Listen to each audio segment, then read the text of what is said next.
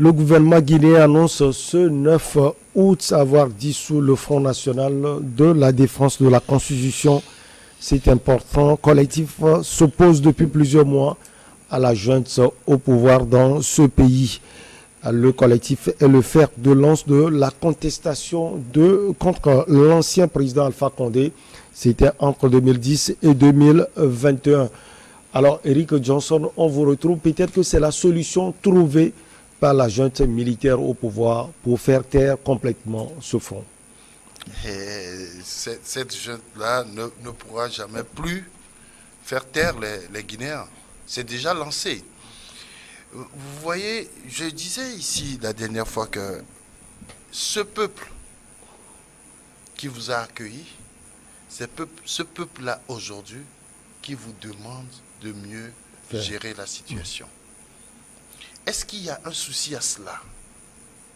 Si les gens sont venus dans de très bonnes intentions, pourquoi aujourd'hui on va jusqu'à dissoudre un front qui ne demande qu'une meilleure transition? Le colonel Doumbouya, de toutes les façons, une junte qui ne donne pas de date précise pour... Elle avait parlé de 39 mois, maintenant de 30 mois, 36 je pense plutôt. 36. On est à 36 mois. C'est 3 ans, clair et net. Mais attends, après les 3 ans, on va organiser les élections, Eric Johnson. Les élections, dans quelles conditions? Dans quelles conditions si on ne veut même pas que les Guinéens réclament ce qui est très facile à demander? Les Guinéens ne leur demandent pas encore de quitter le pouvoir. Les Guinéens demandent tout simplement de mieux gérer la transition, que ce soit une transition inclusive, que tout le monde ait quand même quelque chose à dire. Mais est-ce que c'est difficile, cette demande-là? Je crois que la junte ne comprend pas que les Guinéens, aujourd'hui, sont comme ce que disent les Ivoiriens, un cabri mort. Il n'a pas peur de couteau. Oui, parce que c'est de cette manière ils ont commencé et eux, ils sont arrivés. Ils étaient au front contre Alpha Condé et son pouvoir. Et eux, ils ont profité de la situation pour sortir et dire « Nous avons fait un coup d'État ». Oui, les populations étaient d'accord parce qu'en ce moment, c'était la solution pour que Condé puisse quitter le pouvoir. Mais une fois que vous avez montré à cette population que nous avons le pouvoir, nous voulons le gérer, nous voulons le garder, mais je crois que cette population ne peut plus être d'accord avec vous. Le front, quelle est en réalité, enfin, sa position? Il faut organiser une assise nationale pour que tous les Guinéens... Pour vous, c'est pas trop demandé. C'est pas trop demandé, en bref. C'est pas trop demandé. Il faut que les gens s'asseyent pour discuter des problèmes du pays. Parce que ça ne va pas. Aujourd'hui, regardez, quand on va museler l'opposition, la société civile. Parce que c'est un tout, au fait. Oui, parce que en réalité, oui, le front est composé de toutes ces composantes partis politiques, de la société civile et autres. Et donc, je pense que quand vous cherchez à museler tous ces gens-là, mais vous faites face à Dieu, comme on dit. Car le peuple, c'est Dieu. Aujourd'hui, il faut que, sincèrement, cette junte-là comprenne qu'elle ne peut plus rien faire sans ce peuple-là. On a dissous le front, mais derrière, on peut encore créer un autre front. On peut encore créer autre chose. Même si certains têtes de pont de ce front-là sont en prison, mais il reste encore des gens et vivement, le 17 août, le front demande encore à la population de sortir pour réclamer encore ces demandes. Alors, Germain Pouliot, vous maîtrisez très bien ce pays. Ce front, c'est un grand front. Hein. On l'a vu à l'œuvre. D'ailleurs, les têtes pensantes de ce front ne reconnaissent pas le document qui a été signé par le ministre de l'administration territoriale, Maurice Condé. Est-ce que vous pensez que les jours qui viennent ne seront pas des jours sombres pour la Guinée? Oh, ça va être difficile. C'est vrai que un ministre qui dissout un front comme ça, qui a eu à faire ses preuves, même s'il n'a pas atteint son objectif, puisque finalement la Constitution a été révisée, Alpha Condé est passé, même s'ils ont quelque part atteint l'objectif, pas directement comme le disait Eric, parce que ça a permis aux militaires finalement de venir chasser Alpha Condé qui s'est offert un mandat de trop. Mais ça va être difficile parce que nous sommes en face d'une junte qui a un agenda assez particulier et qui est sur plusieurs fronts à la fois. Vous avez vu que après ils se sont attaqués d'abord au parti au pouvoir, dont certains tenants sont arrêtés, d'autres en résidence surveillée. Après, ils se sont attaqués aussi aux principaux leaders de l'opposition, qui avaient été à la gestion des affaires et qui sont accusés dans certaines affaires de corruption. Donc c'est là aussi. Donc vous comprenez que ce pouvoir-là, cette transition-là, veut pratiquement faire table rase de tout ce qui existait sur le plan politique. Et donc essayer de remettre la Guinée dans une autre direction. Mais est-ce que ça va être possible? Est-ce que ces opposants qui se sont battus assez longtemps, est-ce qu'aujourd'hui on peut les traiter de cette manière? Parce que quand il a fait le coup d'État, rappelez-vous, l'opposition n'avait pas totalement condamné. Elle espérait, peut-être avec la junte, trouver un accord pour gérer la transition, ce qui n'a pas été le cas. On sent que c'est un pouvoir qui fait cavalier seul, avec un agenda que lui seul maîtrise. Mais sur le terrain, ce qu'on constate aujourd'hui, c'est l'affaiblissement total de la classe politique. Et maintenant, c'est une tentative de contrôle sur la société civile. Alors, est-ce que un ministre de l'administration territoriale peut suspendre ou dissoudre une association? On pourra dire légalement non, parce que il appartient aux fondateurs de se réunir. Mais judiciairement, c'est jouable. Est-ce que les procédures judiciaires ont été suivies avant la dissolution? Je n'en sais rien, je ne suis pas très informé. Mais l'esprit reste, même si l'association est dissoute, l'esprit reste. Mais en même temps aussi, il ne faut pas appeler les populations à affronter l'armée, parce qu'on a vu un peu comment ce front-là s'est porté en martyr pour arrêter la révision de la Constitution.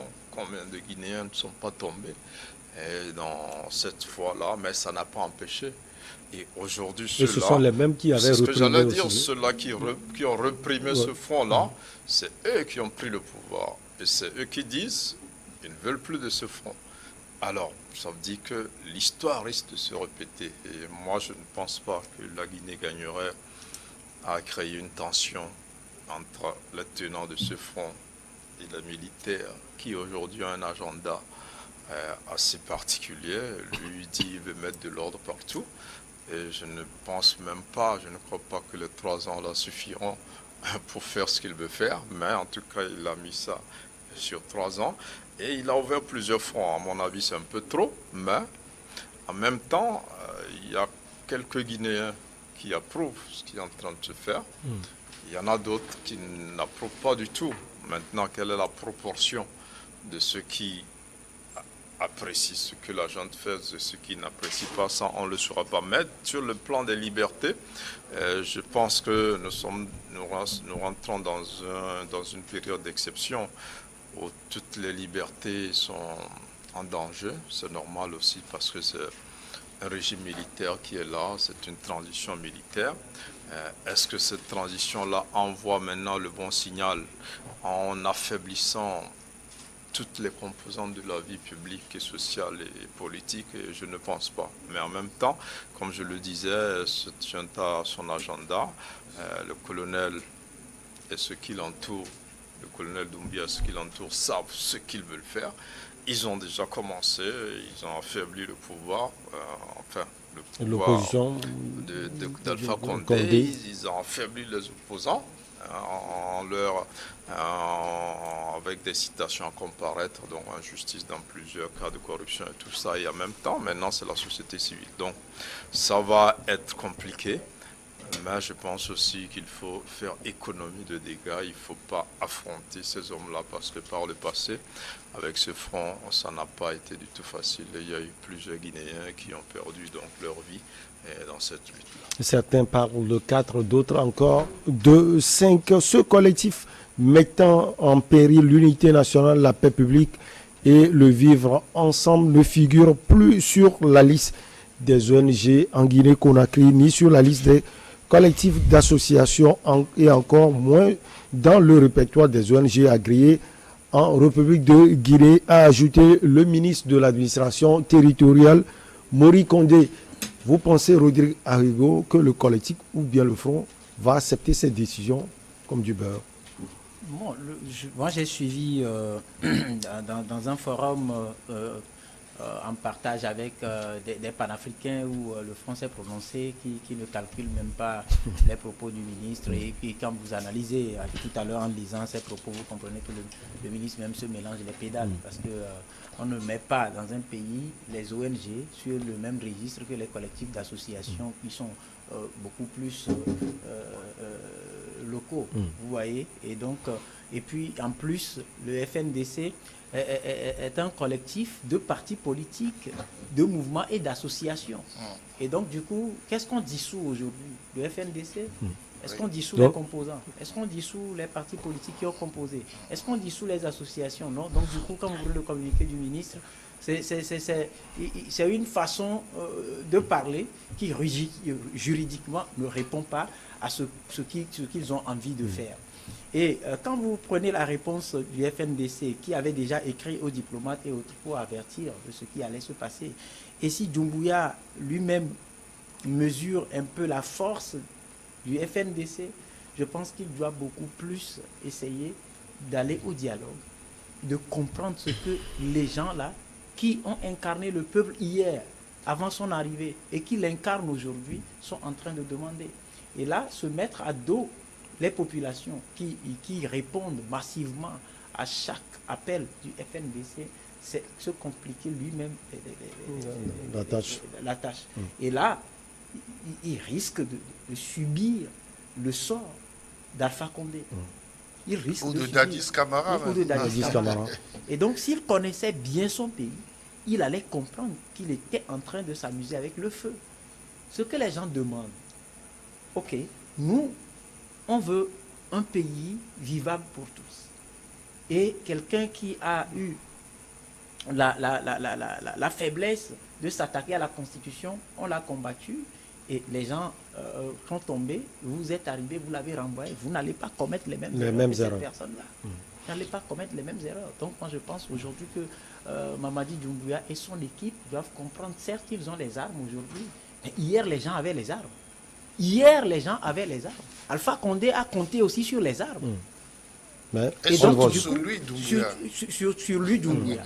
Et donc, il doit savoir aussi qu'aujourd'hui, il y a aussi d'autres qui ont les armes. Et du coup, ça donne à réfléchir. C'est en cela que je dis, tout ce qu'on fait aujourd'hui, si on cherche du bien à ce continent, qui a beaucoup d'autres problèmes à régler, on ne doit pas en créer davantage en surfant sur des intérêts que le peuple dans son ensemble n'a pas en partage. Au Togo, la vie est toujours chère, nonobstant les mesures qui ont été prises par le gouvernement. Elle est devenue, on ne peut plus chère d'ailleurs. Que faire? Nous allons poser la question à nos chers invités, Germain Pouli, Rodrigue Aego et Eric Johnson. On commence par ce dernier. Qu'est-ce qu'il faut faire? Il faut travailler. Oui, c'est la solution. Vous savez, il y a eu une situation similaire dans les années 70, plus précisément en 1977, où le président Yadema avait demandé, Feu Yadema, paix à son âme, avait demandé aux Togolais d'aller cultiver. La révolution verte, elle est née à partir de cette crise alimentaire de 1977. On n'avait pas compris. On avait commencé, je me rappelle, nos parents Et ça a porté. mais nos parents n'avaient plus de repos. Les week-ends, ils sont au champ. Et c'est ce qu'on doit faire aujourd'hui aussi. Et je crois que nous sommes devant une situation. Si c'est quelqu'un qui doit nous dire de travailler pour nous-mêmes, on attend voir. En cette année, en 1977, je me rappelle, ce sont les Américains qui étaient venus à notre rescousse. On nous distribuait des galops d'huile et du poisson séché. Du poisson séché et de... La farine, c'est mou. Non seulement de il y avait, voilà, du birgul, qui est une sorte de riz rouge. Vous en buvez la bouillie le matin, à midi, vous mangez ça comme du riz, et le soir, vous en prenez encore la bouillie. Et c'est ça qui avait sauvé la situation. Aujourd'hui, ceux qui nous avaient aidés sont aussi dans la même situation. C'est pour dire que globalement, la cherté de la vie n'est pas une situation togolaise, c'est une situation mondiale. Les gens sont en train de réfléchir pour s'en sortir. Que tout le monde trouve sa solution. Le Togo... Notre solution, nous avons la terre. Chaque fois, je dis, on a 3 millions d'hectares de terre arable. Mais à peine on utilise la moitié pour cultiver. Il faut tout occuper, finalement. Ceux qui achètent aujourd'hui des hectares, les gardent pour eux, qui ne les utilisent pas. Il faut que l'État fasse, pas les revendre. Il faut qu'on donne ça aux gens pour cultiver. Il y a des bras valides qui n'arrivent pas à travailler parce qu'ils n'ont pas de terre.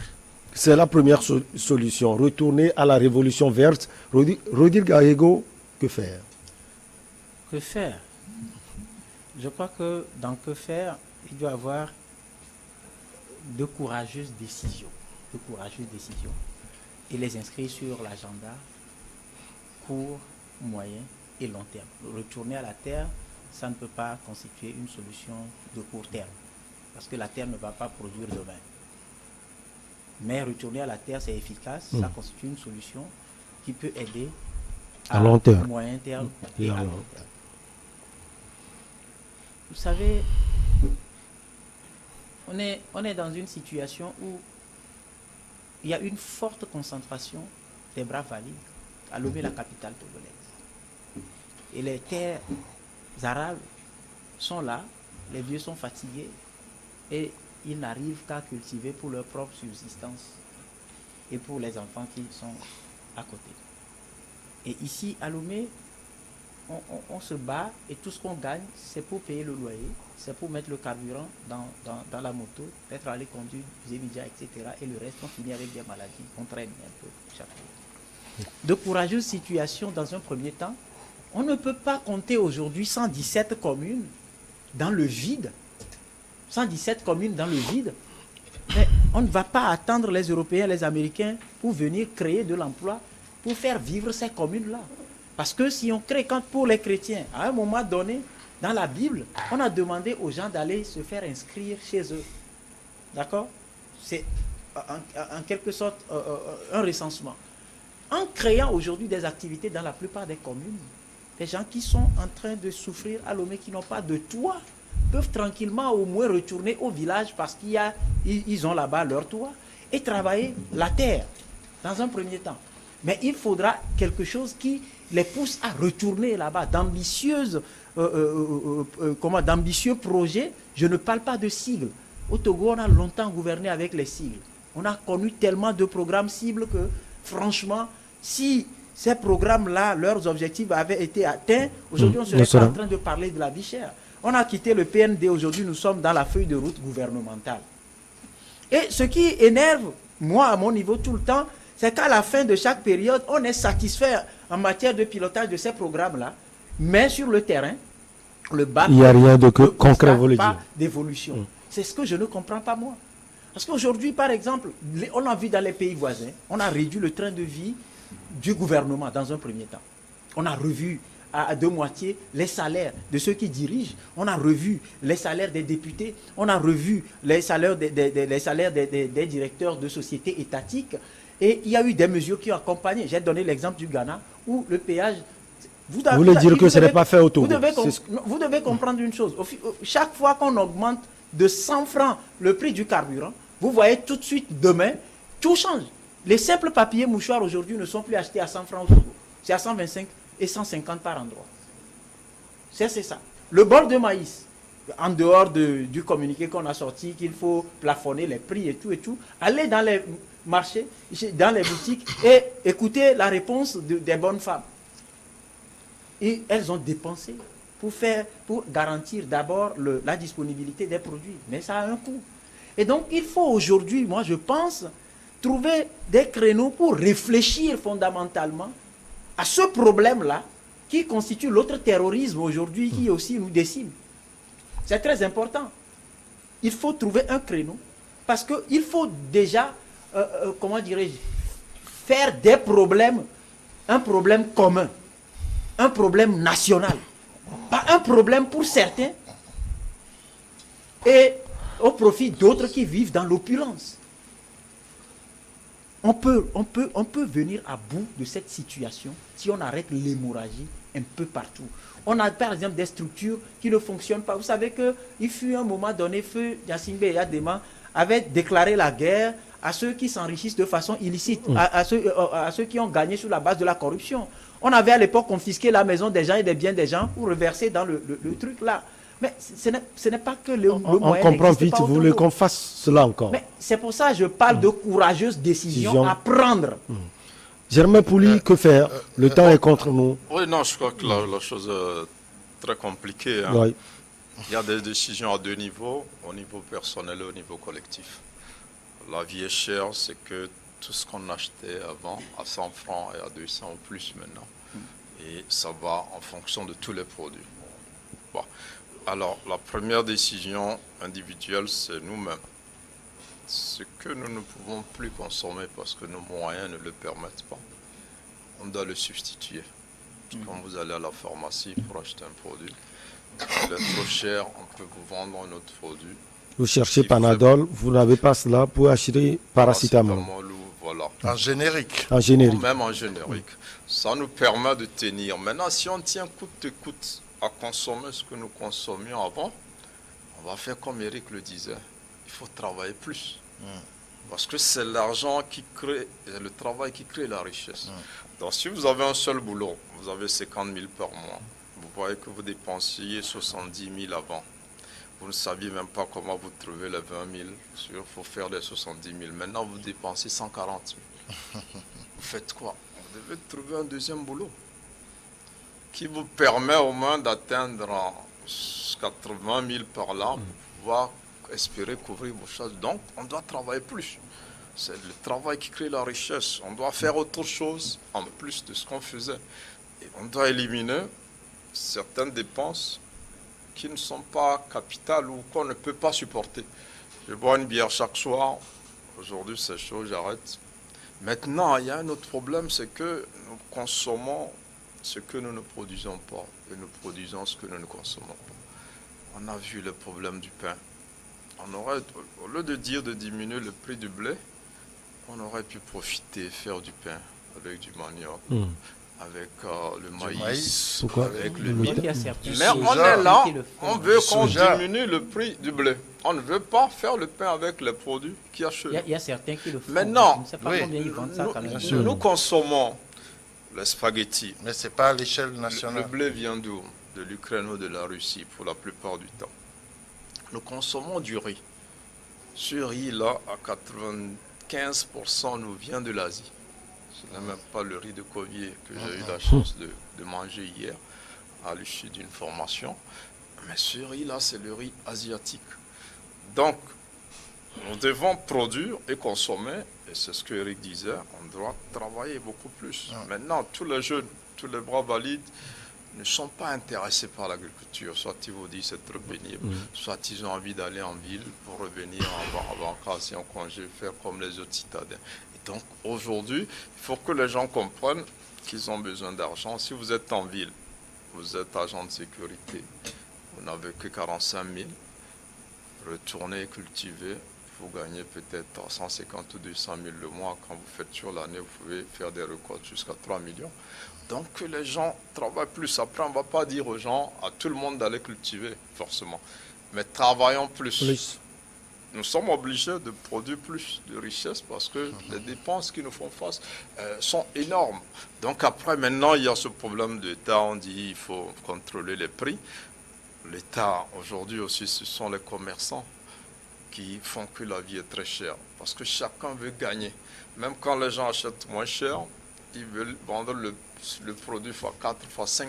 Parce qu'ils se disent simplement, j'achète les autres choses chères, il faut que je trouve l'argent dans ce que je vends pour pouvoir les acheter cher. Parce qu'aujourd'hui, les coiffeurs, quelqu'un m'en parlait hier, on ne coiffe plus les gens à 200, 300. Ouais, 500. Parce que le coiffeur aussi va acheter spaghetti. Ça, c'est vieux, ça. Il va acheter. Ils sont en train de trouver le moyen. Ils ont encore ajouté. Ouais, le coiffeur, il doit acheter spaghetti, il va acheter de l'huile, tout ça augmente. Il trouve l'argent où il n'a que son salon. Donc, il est obligé d'augmenter ce prix. Le gars qui met de l'air dans les pneus de voiture, c'était 100 francs avant. Aujourd'hui, c'est 200. Oui, le citron, donc tous les commerçants ont augmenté parce qu'ils ont besoin de plus de revenus pour faire face à leurs dépenses aussi. Et ça, l'État ne peut pas entièrement contrôler ça. Nous aussi, citoyens, on doit pouvoir dire non à certains prix. Je dis, mais là, vous exagérez, ce produit, il est fait au Togo, il n'est pas fait en Ukraine, il n'est pas forcément influencé par la guerre en Ukraine, et qu'on revoit. Après, il faut, mais c'est assez compliqué. Et pour faire simple, comme je disais, soit on change nos habitudes de consommation, soit on travaille plus pour gagner plus et faire face aux mêmes dépenses qui ont pratiquement doublé actuellement. Pour Rodrigue, il faut prendre de grandes décisions, c'est ça, de courageuses décisions. Et pour Eric Johnson, il faut retourner à la révolution verte. Il faut travailler. Dur. En tout cas, je pense qu'en disant qu'il faut travailler, ce n'est pas seulement la terre, mais Germain a essayé d'expliquer ce qu'il faut faire davantage pour que la vie ne soit plus aussi chère pour nous. Toutefois, nous aurons la situation globale, qui est la cherté de la vie. Mais en dessous, nous-mêmes, nous devrons déjà commencer par trouver la solution. Individuellement. Vous savez, j'ai fait il vous reste 20 secondes. Un petit trajet Lomé-Palimé. J'en discutais avec Germain tout à l'heure. Qu'est-ce que j'ai remarqué? Il y a des agriculteurs qui ont planté des fruits. Et tu retrouves ces fruits-là sous les arbres, sous les fruitiers, en train de pourrir. Mais c'est de la richesse qui est en train de partir comme ça. Comment ne pas réfléchir à peut-être à la transformation de ces produits ou à ramener ces produits-là vers quelque part où les gens en ont besoin pour se faire un peu d'argent. Je crois que, sincèrement, nous travaillons moins et il faut qu'on redouble d'efforts pour diminuer la cherté de la vie. Je vous promets, on va revenir sur ce sujet. On n'a pas eu assez de temps, mais il est aussi intéressant. Merci beaucoup à vous, Eric Johnson, journaliste, directeur de publication de l'Union. Merci également à Germain Pouli, journaliste et également directeur de publication de Togo Réveil. Rodrigue Aego est également journaliste, analyste politique. Merci infini à vous, Rodrigue. Merci à vous également pour l'attention toujours particulière. On se retrouve prochainement, toujours avec le même plaisir. À bientôt.